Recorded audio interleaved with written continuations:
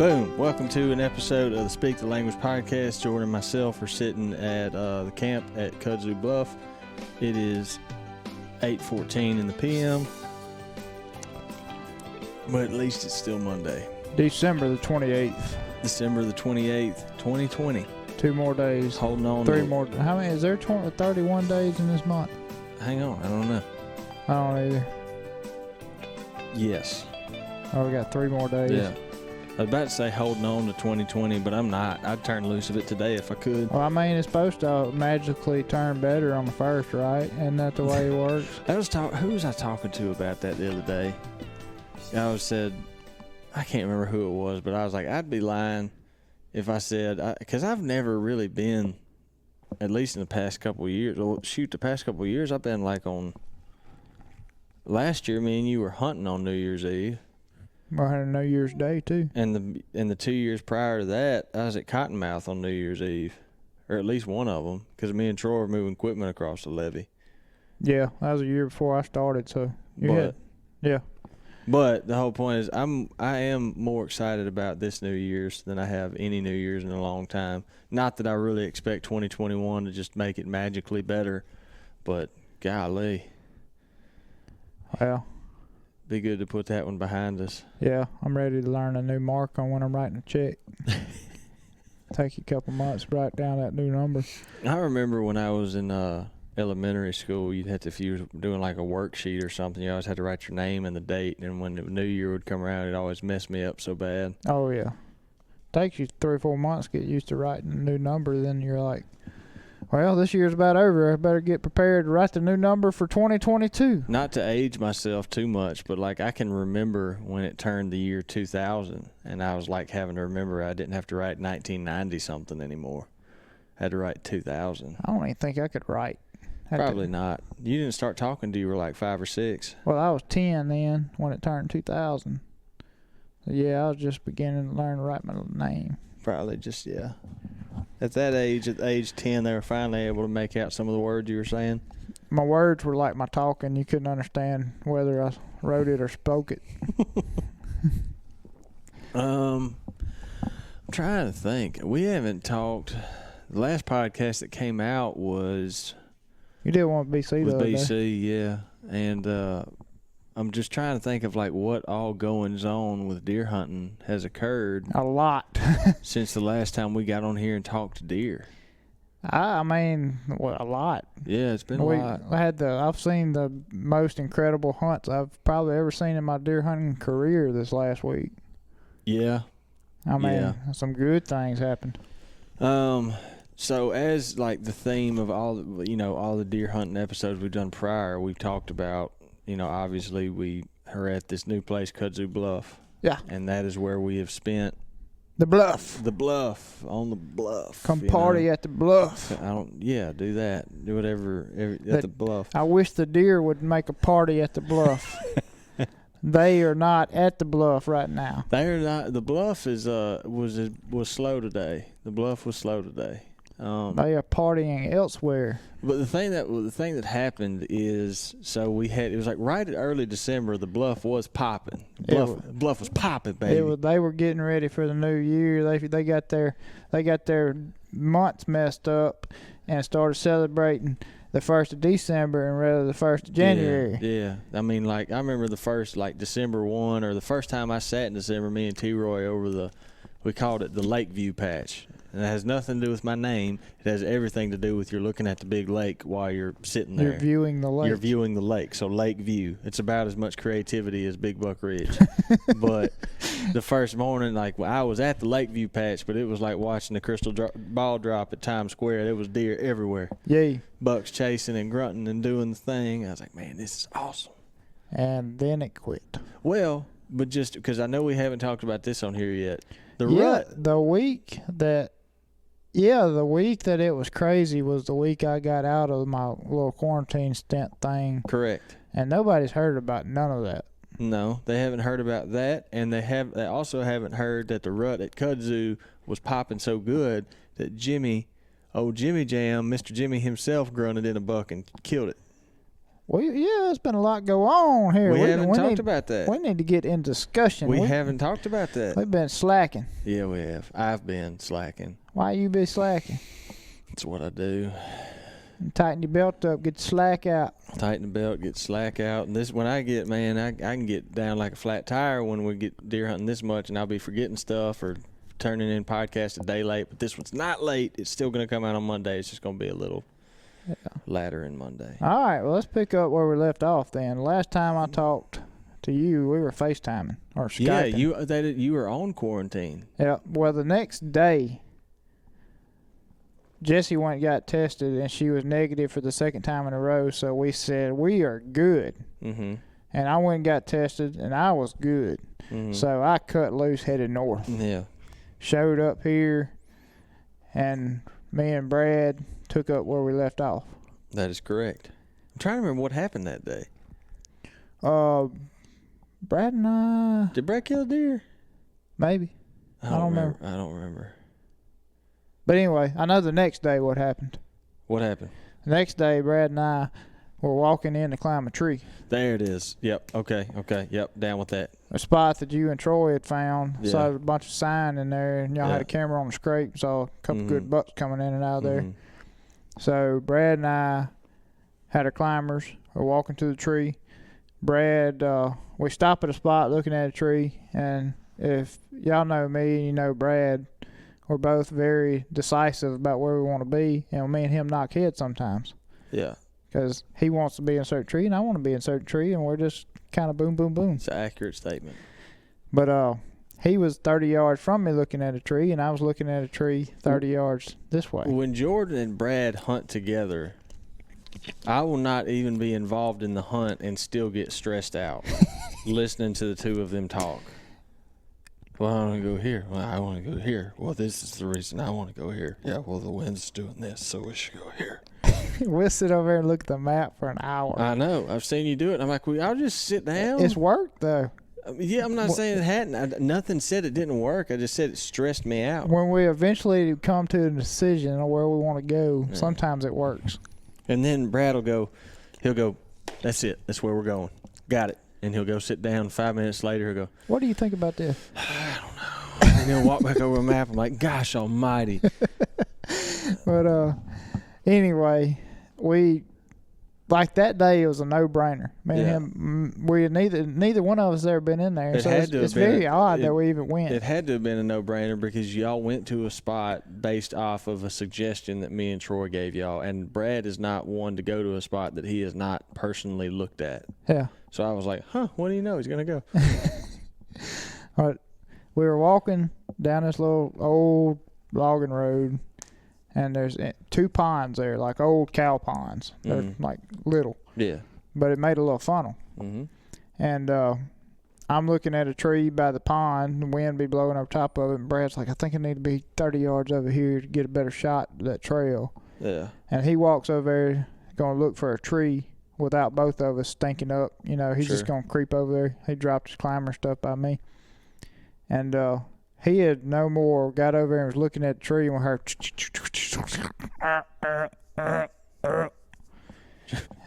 that was my rendition of a grunt. I was about to say, you better explain what you were hearing because they might not pick up on that. I look up. I'm running the camera this whole time. Look up, and there's a doe just booking it towards us. And she comes in between me and Brad. Yeah, that footage is pretty wild. Like closer to Brad than she is to me. She's like 10 feet from Brad. Mm-hmm. And she runs by, never knows anything in the world's happening. Yeah. And you could hear the buck behind her. I mean, dogging her. This is the first week of December. Yep. I ain't used to seeing this. Neither am I. Yeah.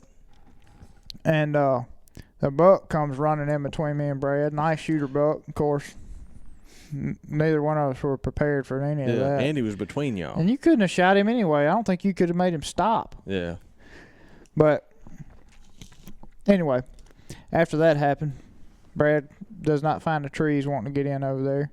And we don't want to get in my tree that I see over there. So we continue down the ridge. Why don't you want to get in your tree? Or did Brad not want to get in that tree? Yeah.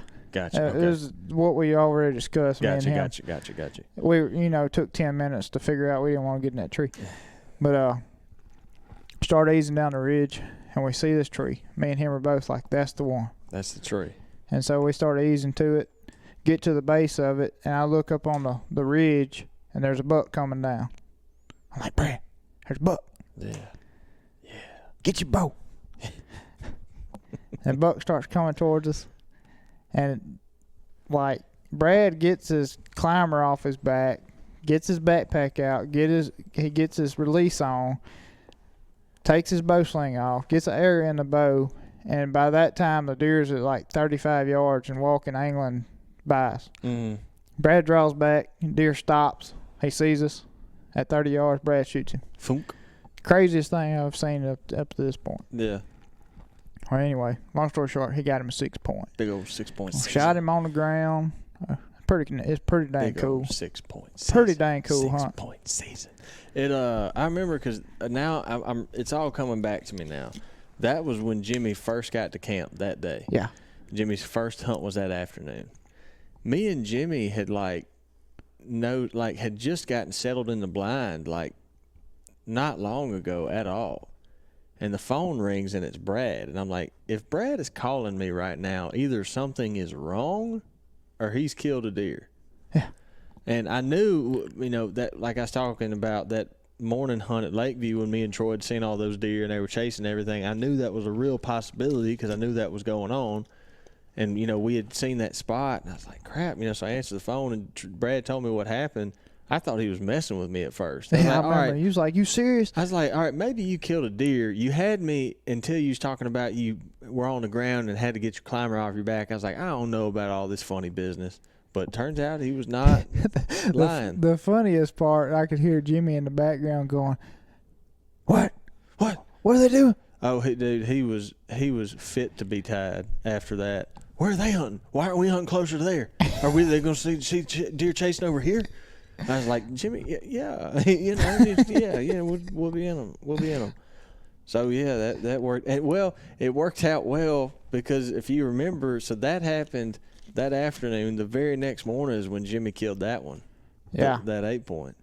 And this is, so we, again, we were at Kudzu East. We've talked about Kudzu West and Kudzu East. We were at Kudzu East, and we don't have, we talked about how much we're learning this place altogether, but there's a lot of places where we just don't have stands up yet or anything because we haven't put the puzzle together. Yeah, and then, the way we all came to an agreement on is there's no point in going to put a stand up for just the reason of putting a stand up. Yeah. We got to figure, I think we all came, it makes perfect sense, You go in these spots, hunt them, run and gun kind of style hunting. Not running gunning, but you more sticking mobile. and moving. You're sticking more and moving. Mobile, yeah. And you make a hunt here one afternoon, next morning you hunt somewhere else, and it's been working. We're learning this place that way. So the way I'm trying to frame all this up for I guess just for more understanding of the listener, because you talked about the pond spot where y'all killed that 6 point. It was it was one of those spots when you get down in there, it just makes sense for why it works, Yeah. That little funnel. And then I'm not sure if we talked about this, you're also, when you're coming down the hill headed to the pond, you're kind of in some big open timber, and then you kind of rolls up on the levee and you can see the timber change is so defined. It goes from that more open timber to this smaller stuff that just looks like really, really good bedding area. Yeah, it's pine plantation. Yeah. And so, so that spot just made sense. So fast forward, I sidetracked a little bit there. So where Jimmy ended up going, Troy and I had been over there. It had been a few days prior, maybe the prior week. But while we were going to this other spot, we were going down the little dim road headed down there. And when I say torched with scrapes, I'm talking I was like, oh my gosh, look at all these scrapes. Yeah, they were every 15 yards. Every tree that you could say, well, they could turn that into a licking branch and make a scrape right there, it had a scrape. Yeah, that's pretty impressive. Yeah, and so I didn't want to I wanted to figure the place out, and so we took that little surround view stakeout blind, and I said, I'm gonna get in there this was my method anyway, and I didn't invent this myself. I can't remember who it was actually taught it to me, but when I'm doing something like that, I didn't know exactly where I was going to end up. I didn't get in there before daylight, you know. Yeah. We rode in there on the EV, parked, and when we started walking, it was just starting to break day, so I could see. And I was just oozing down that road. And I knew kind of a general area I wanted to be, but I just didn't know where exactly I was going to stop. So I knew what my wind needed to be, and I ended up settling. We set that stakeout blind right off the road where we could still see down the road about 100 yards, but I could also see down into this big bottom. I could see down to the bottom, and I could see this ridge from the side of a ridge. And we sat there, and that's where it was probably 8:30. I heard something. I turned and looked, and on the edge of that bottom, I see a deer walking. Turn around, throw my binoculars up and look. I can tell it's a big-bodied buck. I can't see him that well, so I tell Jimmy what I see. Jimmy stands up, gets turned around. He goes to grunting, and I couldn't. As the first time Jimmy grunted, I couldn't tell if the deer heard him or not, and then I lost the deer. Just couldn't see him. So Jimmy got louder, and I was trying to see what would happen, and all of a sudden, here comes that buck walking dead at us through that bottom, and Jimmy ended up killing him. Yeah, that's pretty cool. It was just, and you know, you're talking about y'all are having, you know, y'all are shooting deer off the ground. So Jimmy shoots his buck.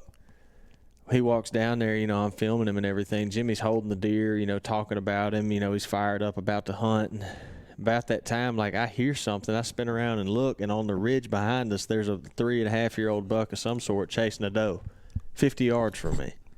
Just wide open a rut as you could possibly imagine. You don't see it like that very often. And no.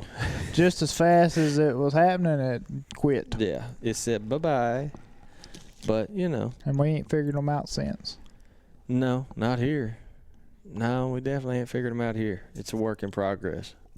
What did happen, like I said last week, is we got the opportunity to go back to the river. Yeah. And we jumped on that very quickly. Yeah. Well, you know. The first morning, me and you hunted, they heard that we were sitting there, it's quiet. Duck started flying, and then you hear this low rumble.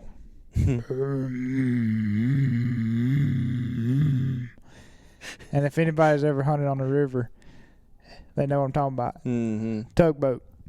Like, yep, we're back down here, boys. Yeah. Do you remember what else we heard that first morning? I heard turkeys gobbling. I think we heard every species that lives in the lower southeastern hemisphere.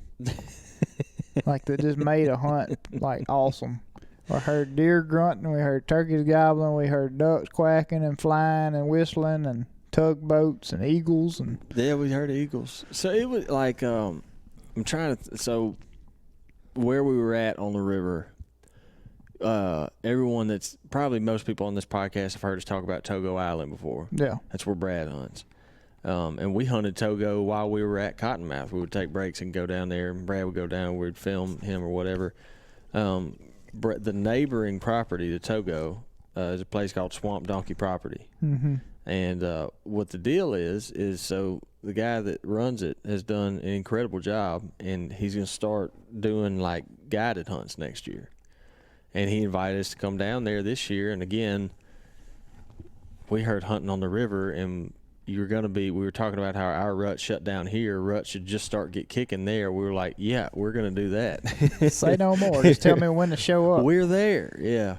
So do you, like, and where me and you hunted, where we ended up killing that first buck, was about, like you're talking about, it's like the most picturesque, or just, it was a very, very something that you think about when you think about hunting in the Mississippi River bottoms. Yeah, just modern day management practices and all that. You think about native vegetation and timber harvest and all that coinciding together, and you're just like, wow, this is picture perfect. Sitting in that big old select cut, and then me and Jordan, no sooner, like, we get into this ladder stand. And a select cut, somebody may not know what that is. Sure. So when somebody harvests timber, and they don't want to just completely wipe out all their revenue in timber out there. Mm-hmm. They go in there and they actually select the timber they want to cut, and that's why it's called select cut. And it's not like a cutover. Yeah, it's actually still trees out there that they can harvest from years from now or whatever they want to do with it. It kind of looks like it's like a hybrid cutover. It'll have elements that looks like a cutover about it, but like Jordan said, you still got a good many trees standing throughout there, and mature trees. And you know, with what he did with that place, he went in there and actually kept his mass trees. And that's what was so incredible to me about that property, is so many mass trees on it, and you don't see that on the river as much anymore. I could not believe how many oak trees were there. Yeah, because we talked about, I know we talked about it on the podcast. I'm pretty sure that we all could name just about every oak tree on Cottonmouth. Yeah, if someone said, I'm going to go hunt the water oak tree in Mississippi, I'm like, oh, you're going to Pocket. Yeah. You know, I mean, that's just where it was on that place. There was water oak trees, willow oaks, nuttaws. Which is freaking incredible for deer and turkeys. Yeah. I mean, that's a very, very smart as a landowner and a wildlife manager and a timber manager to keep those there, because they're valuable trees for timber harvest, of course, but I think they're even more valuable for wildlife. Yeah. For me, it was cool because I think about, which and I didn't get into too many in-depth courses like this when I was at Mississippi State, just because honestly it was right before the real in-depth classes that the call came to come work here, and then I started doing online school. But they would talk about management practices like that, about intertwining timber management and wildlife conservation. And it's one of those things like you can read all you want about it, and sure, that helps, but to like actually see a place like that in practice. They call it a wildlife cut, I think. Yeah. And it makes sense when you see that. You're like, this is what they're talking about. This makes sense. But getting back to the actual hunting part, me and Jordan had just gotten into that tree on the first afternoon, and I hear something. I look, and here comes a doe, and she was like 70, 80 yards when I first saw her, I think. Yeah, she was pretty close. And she was trotting, and I just, from spending enough time hunting down there, just deer hunting altogether, and being what time of year it was in the river bottoms, I was like, with her trotting like that, there's a pretty good chance, yep, there he is, there's a buck. And it was like a 3-year-old 8-point. He's beautiful. And they come running by. I said, think they got to 50 yards? Yeah, pretty close. And we were like, okay, this is going to be good. It'd be happening. They'd be partying here. We found them. Whenever you have a chance to extend the whitetail rut, do it. I mean, like, why not? I've always dreamed about, like, starting wherever the earliest rut is. I guess it'd be Florida, but talking about, like, you start upper Midwest, like, 1st of November, late October, and then follow it. I've always thought about doing that. I'll probably never do it just because, but it'd be cool to do it. You start like in Wisconsin or wherever, and then follow it down to Tennessee, and then come down here in December, and it's happening again. Yeah, I mean so that was probably the first time I've gotten to do that, and it was impressive. Yeah, it was so it was very impressive. So we hunted there that evening, saw a lot of deer, saw a buck that we probably could have shot. Oh, no, let me rephrase that. We saw an 8-point that we would have shot. We couldn't shoot him. Yeah. The way he ended up coming out, he come out behind 3 does, and threw my binos up, and Jordan had the camera on him. We both were like, yeah, that's a deer that we'll shoot. If you were going to redneck it, you'd have had to thread the barrel between my legs. Yeah, and I didn't want to do that. So, and it was getting close to last light. And it wasn't like he never offered like just a gimme shot. You would have had to force it, and I was like, nah, That's when you mess up. Yeah. So, but still, man, we ended up just in that one afternoon, we saw like 7 different bucks, and I don't know how many does, and they were all cruising, and we called one buck right up to the tree. Yeah. It was just like everything you want, in a rut hunt. And we talked, we're like, man, I had no problem waking up that next morning. Yeah, and going right back there and going right back to that spot. And we ended up killing that morning, and we saw some bucks early, but nothing. Most of them were young, and it was like we went like 2 hours without seeing a deer. It's like I guess it's just that dead time, Sure. Because I mean, a lot of people can relate to this. You get out there early in the morning, you'll see a few deer right at dusk dawn. Mm-hmm. And then it just goes dead for whatever reason. I've not figured it out. But it seems like that 8:30 to 9:30 range, you start seeing deer again. Yeah. Yeah, you're dead on. I don't know if they go bed down for a little while and then get back up and stir, but I've seen that. So, like, even growing up where I did in the Pine Rows, like, you'd see deer at 8:30 to 9 in the morning for whatever reason. Yeah. And this, we were at, like, I mean, it was right around 9:30, wasn't it? Yeah, it was like. About like that? Mm-hmm. And it was one of those, you hear the phrase, going zero to hero. Mm-hmm. That's like you said, it had kind of died off. And I think me and Jordan were talking, and I heard something, and I looked. And so we're from our ladder stand, like I said, we described, we're sitting and we're looking into this big select cut. Straight off my right shoulder, if I'm sitting in the ladder stand looking out, straight off my right shoulder, the select cut kind of goes, and then it stops at probably about 120 yards. Yeah, it's an edge. There's an edge, and there's a road, like a ranger road, not like a road, but a road you travel with a ranger. There's a road, and then it goes into big timber. And I look straight off my right shoulder, and coming out of that big timber into the road, there just erupts deer. And when I first I just see multiple deer combusting out of there. I thought something bumped them. I remember you, yeah, deer running. Just all of a sudden, they just came boiling out of there. I was like, something bumped these deer, and then I realized what had happened. There was one doe and like 8 bucks. She was fine too. She must have been. They thought she was sexy. Shoo! They was all wanting it. They was all chasing her. And she runs, bless her heart. Where does she run? Right into the select cut towards us. And like I went back and looked at it. Like when she ran up in there, she like nosedived to the ground. Trying to hide. Yeah. Poor thing. And it was honestly, and I'm talking like, I hope y'all can hear this as I'm explaining to you. I've never witnessed that, like what we saw. Yeah, I mean, like the hardest rutting I've ever seen down here was that hunt I was talking about, Brad. Yeah.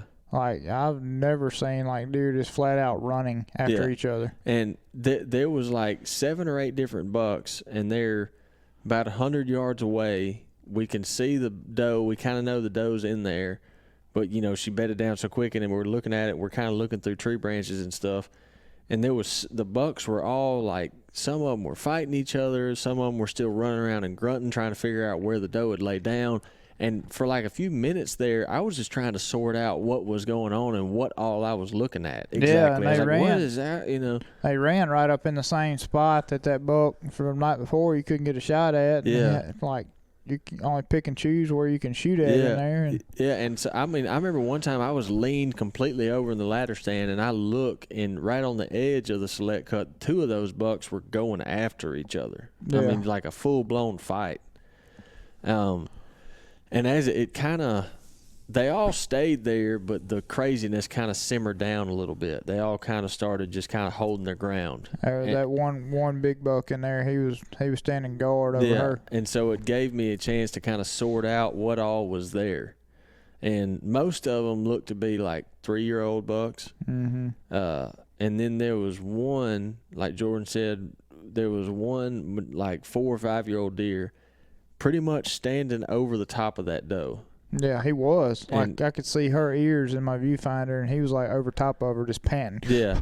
And that dude was running at, posturing up, puffing up, snort wheezing at any one of those bucks that tried to get close. Yeah. And we were like, look at this dude.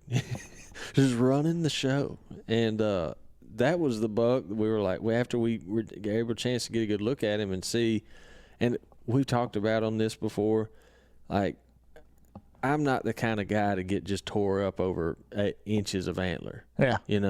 Our main goal at that spot, which the guy, Mr.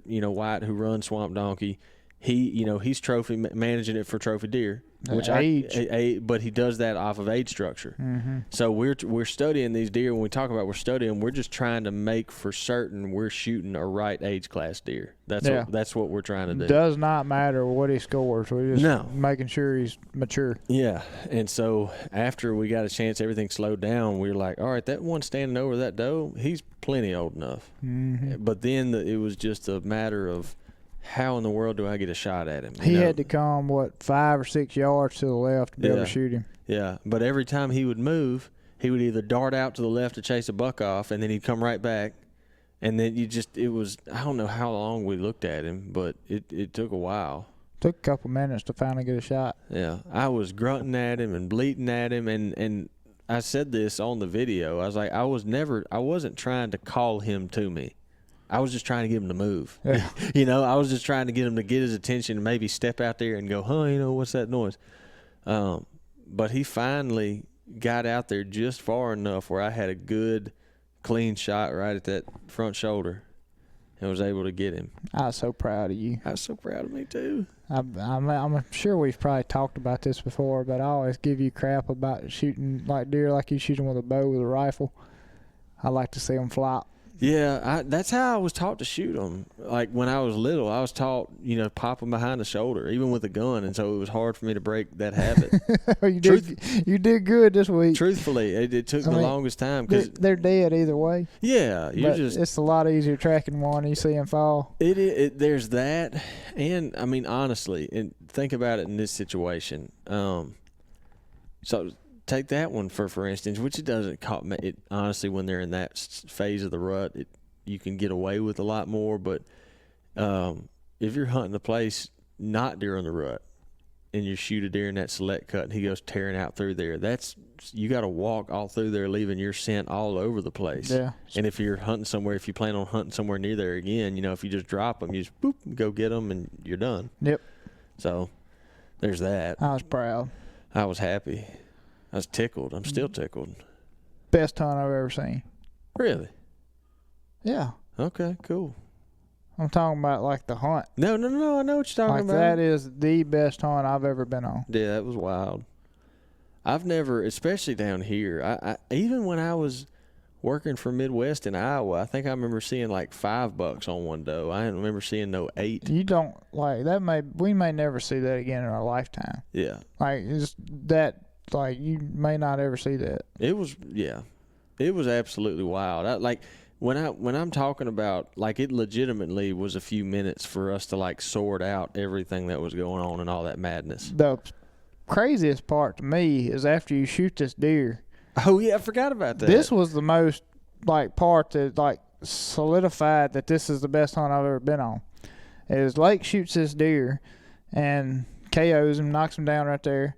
The doe jumps up and she takes out running. Well, another one of the little bucks that were standing there wondering what in the world's going on takes out after her. Well, he hems her up 40 yards from where Lake shot the deer and breeds her. Yeah. I'm like, oh my gosh, Skippy done moved in. I just remember because I was talking to you at the camera, and I look up and there goes the doe, and there goes a buck behind her. I'm like, oh, look at that. And, I mean, I turn around. When I get the camera on her, he's breeding her. I'm like, oh, my gosh. Yeah. I mean, and that's like a 2.5-year-old buck. Yeah. That big 5-6-year-old buck been standing over that doe all day fighting all these bucks off, and you kill him, and then Skippy moves in. He was there. I'm telling you. Opportunistic. But I made Skippy's day by you shooting that deer. It really, like, you think about it, kind of like you said, I mean, how many times, think about how many days do we spend deer hunting in a regular season, and how many years have we been doing this, and I've never seen that before. There's 120-something days in Mississippi deer season, and I would say we probably hunt at least 90 of them. Yeah. I'd say we hunt 90 days a year for deer. Maybe not that much, but pretty close. Yeah. And I've never seen that. Yeah. I mean, I've been doing that many days a year I did that before I did Primos, before Mossy Oak. I still hunted that much throughout the year, and I've never seen anything like that. It was wild, man. It was wild. And then the thing that was encouraging, too, or even more wild, is that when we would talk to Brad and Troy, they were seeing the same kind of activity. Brad saw 25 bucks one morning. In one morning. With 8 or 9 behind one doe. Yeah. Incredible. You don't see that. And it's not by the place just being what it is. It's that way on purpose. Like Wyatt's made it that way by managing it correctly. And you know how I was talking earlier about you hear how I was like learning in Mississippi State about wildlife habitat practices and stuff. Same kind of deal. You get taught by. I mean, there's education everywhere now for deer management, QDMA, all that stuff. And they talk about everybody's getting your doe numbers got their right. own opinion. You get your doe numbers right, you know, it ups the level for competition. The less number of does, the more competition. That's when you get the more intense rut activity. That's what that was. Yeah, it was. You know, I mean, that's what that was. I'm just happy I got to see a place like that for a couple days. Yeah. Like, it was like, I mean, me and you both have been very fortunate and got to hunt like some really nice places, and that, like, I was like, I just am happy I've gotten to witness this in my life. Yeah. You know? It's true. I mean, it was impressive. Truly impressive. Yeah, and that's trying to think. There was more. We had a whole lot more action, but it'd take 2 hours to just tell about that week. Yeah, it would. I'm trying to, and it already, what time is it now? It's about 9 o'clock. So, you know, we had an absolutely incredible time at Swamp Donkey. I'll go back there any time the gate's open. Oh my gosh, yes. Any chance I get, I'd go back there. Incredible time, and then made this offer to go down there and skin deer. Can I come hang out? So yeah, we did that, and then we all exited and went home, did Christmas, and that brings us to where we are right here. We got back to Kudzu today. Today is Monday, December the 28th, as Jordan stated earlier. We hunted this afternoon, didn't really get into much, and hit it again starting tomorrow morning. Yep, Jimmy has got a itchy trigger finger. I picked up on that. He even got a can on his gun. He got a silencer on it. Oh gosh. So he can shoot multiple times if needed. So I've got my hands full this week. As if not having a can ever stopped him from shooting multiple times. He said, "There's pigs here. I've got a chance to shoot 3 or 4." I was like, okay. That dude, one of a kind. So yeah, we'll wrap this up for tonight. Trying to think if there's anything I've left out. Oh, shameless plug. I'm holding a fundraiser from now. We don't have that much left. It runs through January the 1st. If any of y'all seen that goofy 6-point season hashtag that I post on Instagram, a lot of y'all seem to like it, so we tried to use it as a way to do something good. So we're selling 6-point season T-shirts, and every dollar of the profits is going to the Batson Children's Hospital. So you can go to 6pointseason.com. That's the number 6 point, and then season is spelled SZN.com, and pre-order a shirt. It's going to a good cause. I think that's all. Jordan, you got anything else? Mm-mm. Cool. Thank y'all for listening to the Speak the Language podcast, and we'll see y'all back next week.